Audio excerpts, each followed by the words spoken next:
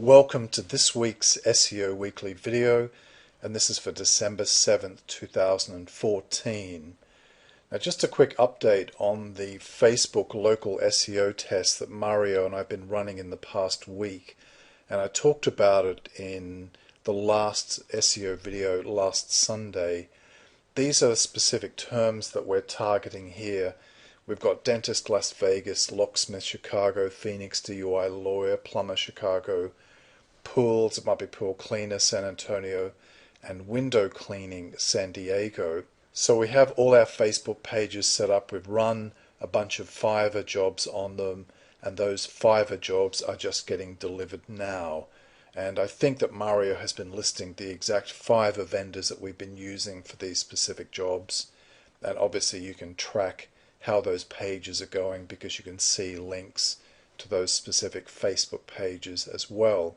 One thing I should have pointed out about the Fiverr gig that I recommended last weekend is that once this guy goes and creates all of these social accounts for you, you then need to just log into them and actually put the link back to your website in it as well. Obviously that's a really good start for your SEO campaign before you actually get into doing some serious link building, but obviously that can speed up a lot of time as well, and it's $5.50 now. Fiverr has had a slight price increase, but obviously it's still going to save you a lot of time there. Now just one other quick point on social virality and using that to legitimize the backlink profile of your SEO'd sites. I'll put a link beneath this video to this video of Brendan Burchard's, and if you kind of fast forward to the end, you'll see that one of his big killer strategies for increasing his exposure on Facebook particularly is to buy already established popular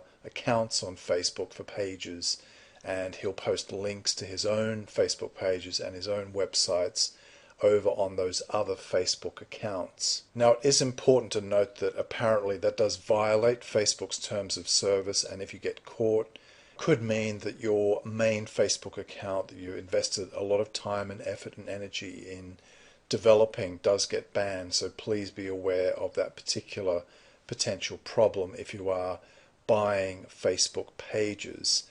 And fameswap.com, which is a service that I haven't tried yet but I just found through Google, is one that is a marketplace for selling popular Facebook pages.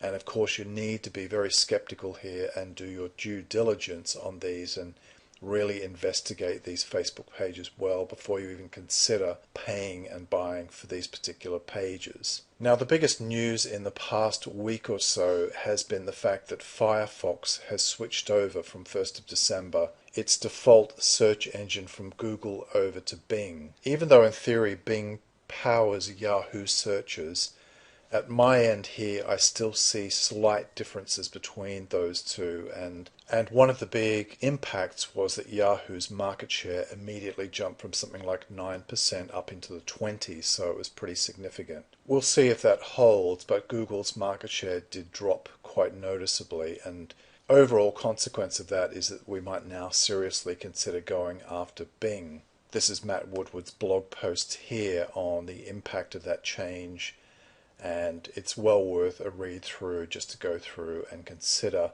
doing some SEO work targeting Bing as well as Google or instead of Google. The other significant news related to this is it looks like Apple will switch over Safari browser from default Google searches to Bing and Yahoo early in 2015. And the reason that's significant is that almost half of mobile searches in the US are on Safari. It's something like 45%. And for that reason, Google apparently has been paying up to $1 billion a year to Apple for that default search engine status on Safari. So if that switches over as well, that could make Bing and Yahoo a lot more attractive as well. Interestingly, and I'm not sure if you've followed much of this news, but the current newish CEO of Microsoft has been on a big firing spree, and one of the targeted areas has been his web spam team, and he even fired Bing's equivalent of Matt Cutts, a guy called Dwayne Forrester. And I've even heard rumors that actually he got rid of the entire web spam team altogether, and quite incredibly it may be that Bing actually has no web spam team at all. And we are talking about a far less sophisticated and a far less regularly updated search engine here with Bing. At our end here, the things that we notice about SEO for Bing, PBN links work extremely well in Bing, but the rankings effect does take a lot longer than Google, and they're definitely not crawling and indexing and recrawling anywhere near as fast as Google. But when they do, you will see those rankings eventually do come up high in Bing, and they also fade out a lot slower if you have links that get removed.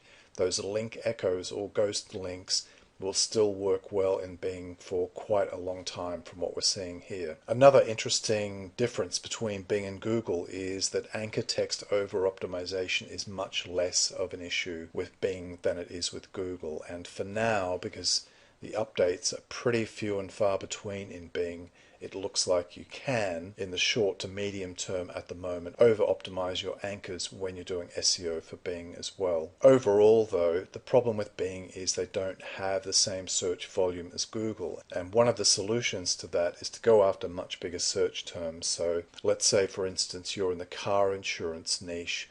You probably should be going after the big terms like car insurance and auto insurance instead of those long tails like where to get a good insurance deal in Sacramento, for example. And that's a way that you can compensate for that lower traffic in Bing. Now, the other thing worth pointing out here is that if you have PBN blog sites that have been de-indexed in Google, they will still work extremely well in Bing. And they're de-indexing. I'm not even sure they really have such a thing because it's a much less sophisticated search engine. But those sites that you might have thought have kind of lost their value forever if you can't get them re-indexed can work very, very well for your Bing SEO. So I encourage you to have a good read through Matt Woodward's post there on Bing SEO. And I've also included a couple of links below this video to other relevant and really interesting news articles on the possible switch of Apple from Google over to Bing for Safari searches as well. One other classified that caught my eye is from L Augustin over on Traffic Planet, and I don't know this member personally. They only have 7 posts there, but the service they're offering is to sell you domains that have Wikipedia backlinks for a price of $65 or best offer. So I'll leave a link below this video to that particular classified ad. Obviously you need to do your due diligence, and I'm not in any way vouching for the authenticity or accuracy or honesty or dishonesty of this particular vendor, but that seems like quite an interesting ad and could be a valuable service if those domains turn out to be, as they say, with a bunch of Wikipedia backlinks. Now, the final interesting development for this SEO video this week is the fact that Google just released a study basically admitting that at least half of all of the ads that they serve are never actually seen.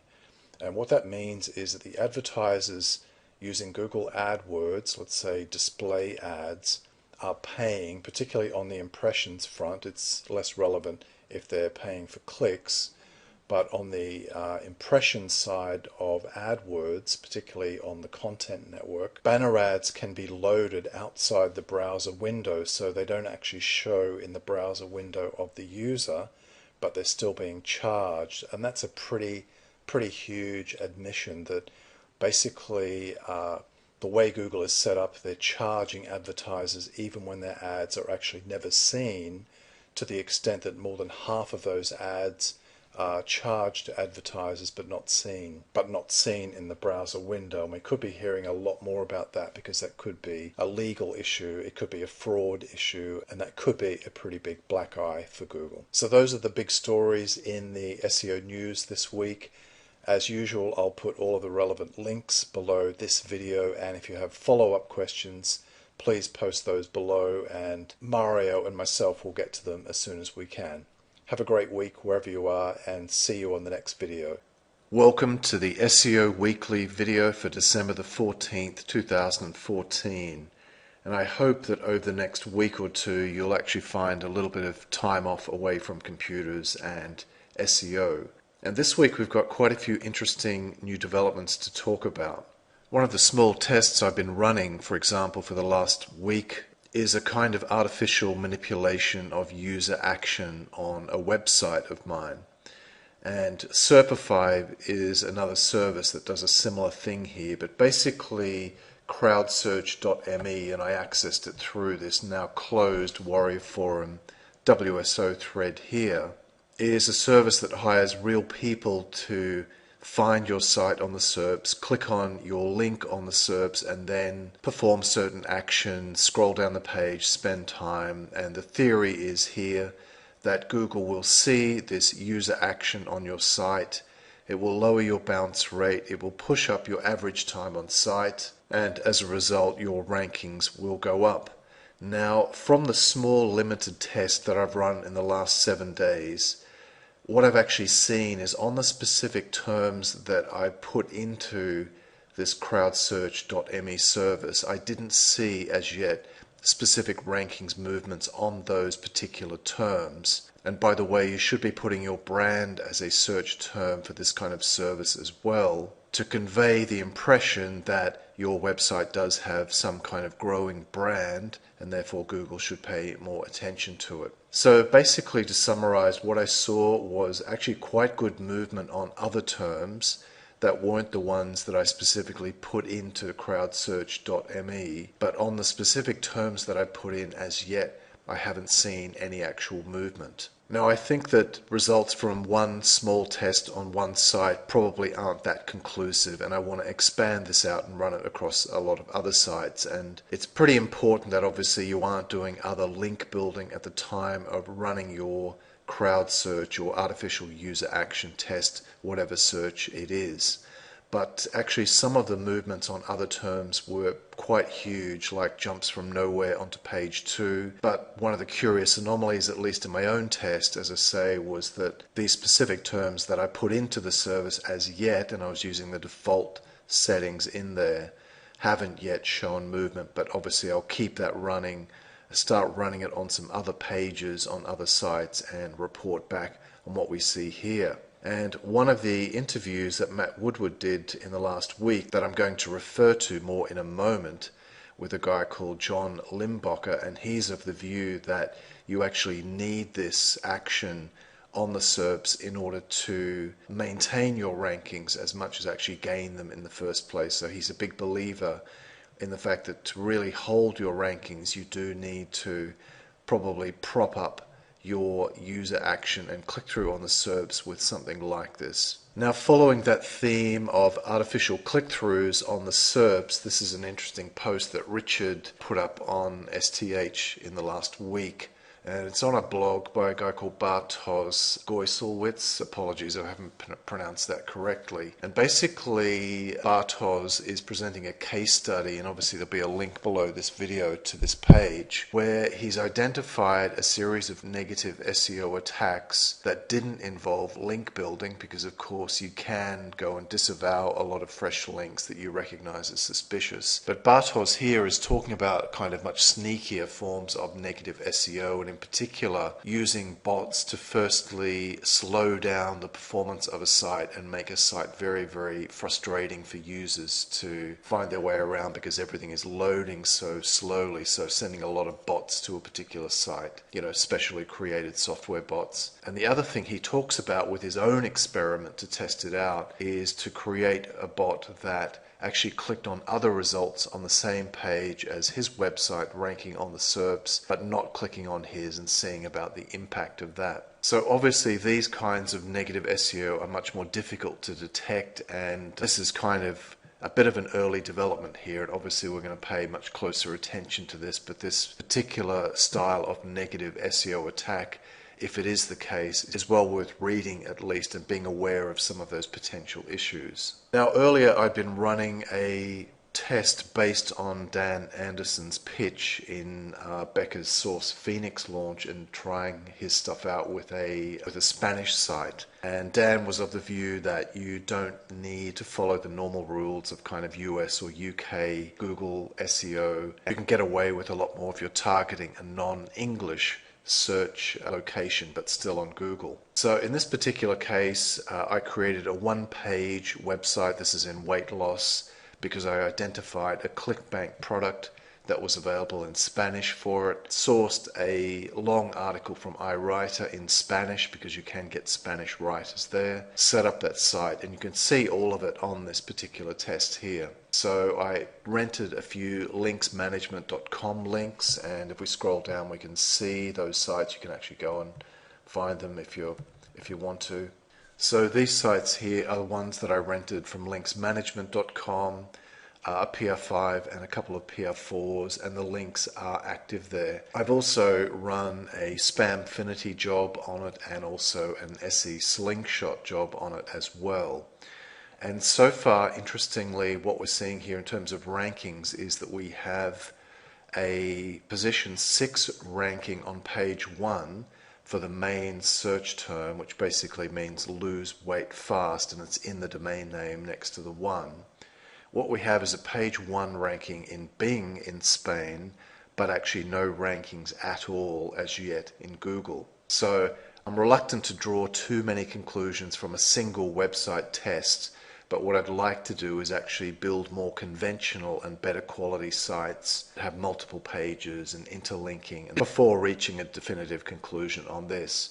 Unfortunately, the problem with Bing in Spain is that it holds a tiny market share. It's like less than 2%. So ranking there is not as beneficial as obviously ranking in the US on Bing. And I talked a lot about that in the last week's video as well. And I'll leave a link to that video below this one. Another service that I came across that could be useful to you, and we already have a couple like this on SEO Traffic Hacks, and I do personally know this guy, and he's operating out of Bulgaria, and he's a good guy and he'll do the right thing by his customers. And basically he offers lists of available domains that can be registered that have high trust flow, high referring domain number, and you can even specify what you want, but the higher your criteria, the more strict your criteria are.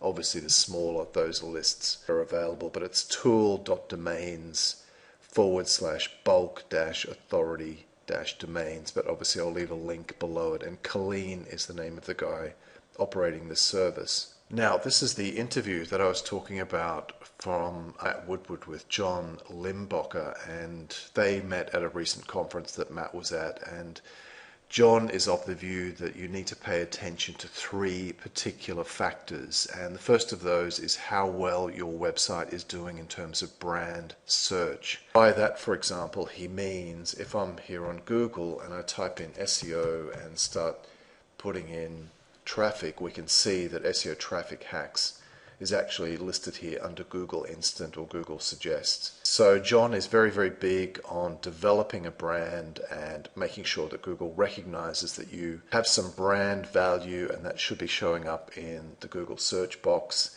And something John didn't talk about, but a good way to shortcut that is when you're looking at expired domains to potentially buy for a new money site, that you could just do a quick check and see if that particular brand, that domain that you're thinking of buying, is already on Google Suggest there or Google Instant. And if it is, that's going to be a nice signal, according to John, in terms of your brand relevance. Now 2 other things quickly that John talks about, and obviously you can watch his video and read the transcript on this page as well. John talks about your CTR click-through on the Google SERP, and that can be either done artificially or even better if you've got a great catchy headline there and a strong description that Google is using, in order that your click-through rate percentage is approximately in line with your position on the page. So if you're first on the page, in theory you should be getting 32-ish% of the clicks through on that page. And if you have something very different to that, if it's much lower, according to John, that could be a potentially negative signal to Google and could trigger a manual review as well. Something else that he suggested, as you'll see if you go through and read it or watch his video, is to try to rank for the Google Instant, the Google Suggest terms that come up when people begin to search for those keywords. So do some additional SEO work on those terms in your area that come up whenever typing into the search box for terms very closely related to searches for your website. The final thing that John talked about there was user action on your site and getting your bounce rates down and your average time on site up. And obviously we talked about that. You want to make sure that you interlink pages on your sites and give people incentives to click through to different pages. And in fact, if you go to a lot of those magazine type sites, where they have these galleries, they make you click through. If it's a 15 image gallery, they make you click through like 15 pages to actually watch all of it, all of which is going to drive up their so-called user engagement there. It's often quite annoying, but will work from a Google Analytics point of view. Pretty interesting ideas there. The other thing that John talks about is the fact that Google has access to all data from any browser, not just Chrome, through the safe browsing mode. So we need to look into that more, but safe browsing mode is normally enabled by default on most browsers or all of them, and Google apparently can access that data as well. You don't need to be on Chrome for Google to see exactly what's going on. So just to conclude this week, you probably hear I've got a bad head cold and not much voice. Just check out those two posts, one with John Limbacher, his interview, and the other with that Bartos guy as well. And obviously I'll keep updating on what we see from Dan Anton's crowd search results as well. Other people have chimed in and said that they couldn't see any significant movement with Serpify. So I'm interested to see how things go with crowd search as well. But as I say, we need to do that on a broader range of sites there. And I think, just to summarize, I mean, next week I want to do a huge 2014 SEO summary and look forward to 2015. We can see how SEO is becoming more integrated with more aspects and more features, and it's a little bit like going back a few years when I had Backlinks Hydra, looking at different tactics you can use in combination to rank.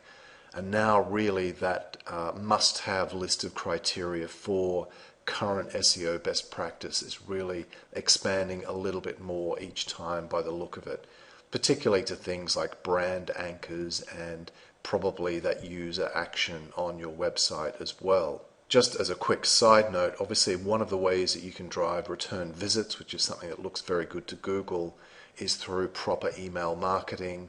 And don't forget that STH members can get access and have a look around Email Marketing Academy, which is just about finished. STHs are already in there. You know, I've gotten great feedback, which is terrific. Really encourage you in 2015 to add email marketing into your mix with SEO to get a lot more out of your SEO work and out of your online business as a whole. In order to get access to Email Marketing Academy, please just send me a PM or email via support@terrykyle.net and I'll create a free account for you there just to have a look at it. Hope you have a great week wherever you are, and talk to you next week. Okay, welcome to the SEO video that was originally intended to go with the email marketing webinar from Friday, but actually thinking about it, I think this is an important addition to SEO traffic hacks on an ongoing basis. So every Sunday now I'll be doing one of these update videos on exactly what new things or slight tweaks or changes we need to make in our SEO process in order to keep doing well in terms of Google rankings. Now this particular video I'm recording on November 30th, 2014, and this is based on all the information that we can see here across all our different tests and obviously our site portfolio as well, including a whole bunch of affiliate sites. But before we get to that, it could well be that Google rolled out a small penguin update on Thanksgiving, and it could have come into effect over this Black Friday weekend. Though I haven't seen anything specific here in terms of big dramatic rankings movements, according to Search Engine Roundtable, there's quite a bit of activity over on Black Hat World with regards to this possible Penguin 3.1 update, and obviously I'll leave a link to that thread on Black Hat World below this video. Just to summarize very briefly, because I don't want this to be a huge, extended, long and difficult to watch technical video, PBN links are still working very well, but if you're doing it for new sites, what you should be doing is kind of pre-baking those sites without any keyword link building first, and instead use a load of brand and URL links via something like a press release. And Joe Hughes, who is an SEO Traffic Hacks member, has an excellent press release service. and there'll be a link below this video to Joe's service over on Traffic Planet. And you can also look at adding social accounts for those new sites as well. Sort of more like looking like legitimate sites, so they should have Facebook accounts linking back to them and Twitter accounts linking back to them. And in a moment I'll show you a good service on Fiverr that we're using for that purpose. Now if you can, I also recommend that you do that for your PBN sites. But of course you need to make sure that they're different social accounts and you don't just have the identical social media site backlink profile going to each of those as well. This is a Fiverr vendor that we're using now and happy with, Ormond Roberts here. And of course I'll leave a link below this video to this Fiverr gig. And by the way, Fiverr gigs now are $5.50. They've just had a slight price increase. But you can see that you do get a bunch of good social media backlinks, and this is a very good place to start. And then you can move on to Joe's press release run, so you're getting a lot of those brand and URL links, and also linking to inner pages. You know, you've got several link slots on each press release, so use that to drive links to some different inner pages and not just the home page, of course, as well. Now, a crucial factor as well is to make sure that you don't have one single email address tying together all of your PBN sites and even together with your money sites. And two great tools to check this are whoisology.com, which is free, and netcoma.com, which is about $30 a month.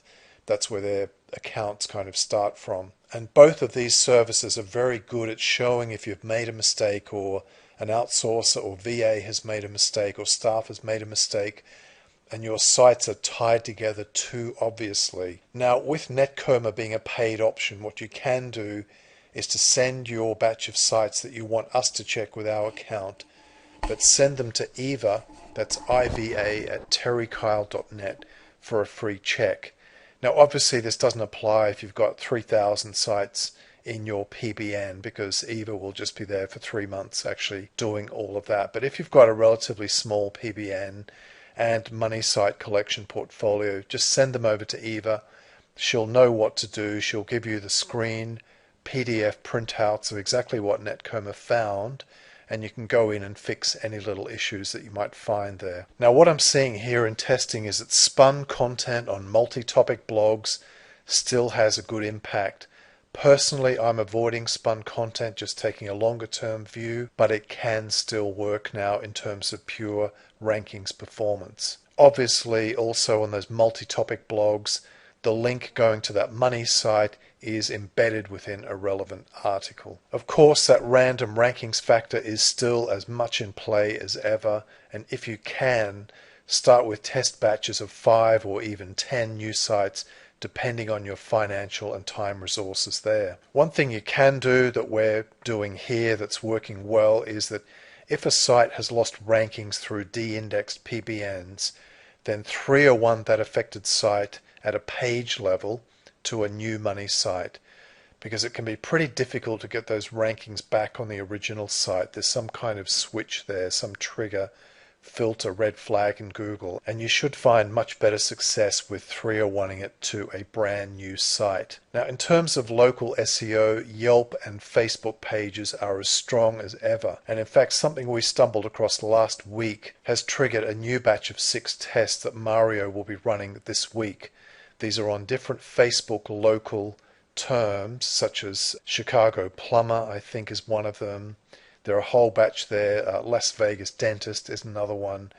Mario will be writing it up on Monday, that's the 1st of December, outlining exactly the terms that we're going for.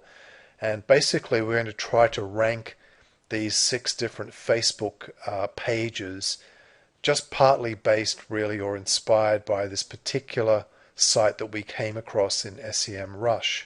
So over here on SEMrush, we noticed that this particular Facebook page was ranking in position 1 for the term Houston motorcycle accident lawyer. Now, though that term only gets 90 searches a month, it's very, very niche specific, and if you'll notice the cost per click here, it's at $544 per click.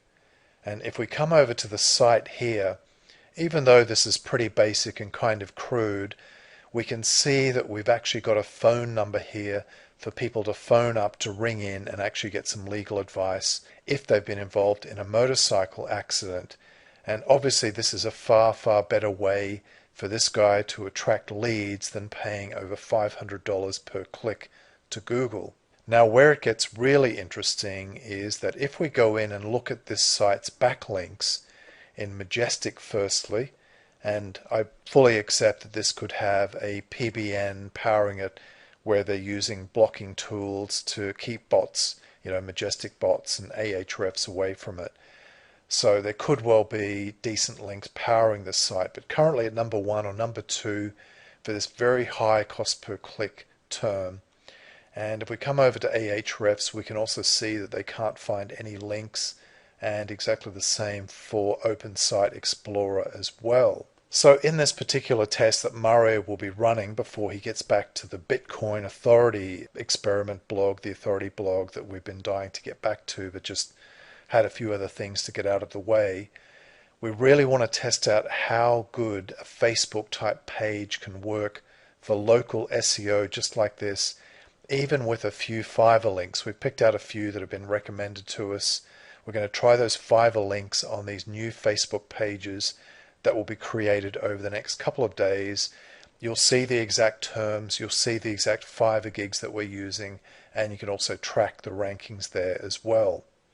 Now, the particular search terms that we chose were all local based that had reasonable search volume in the hundreds, I think, for most cases, but they all had quite significant cost per click, something like $16 for some and over $100 for others there, but you can follow along and watch that experiment as it happens.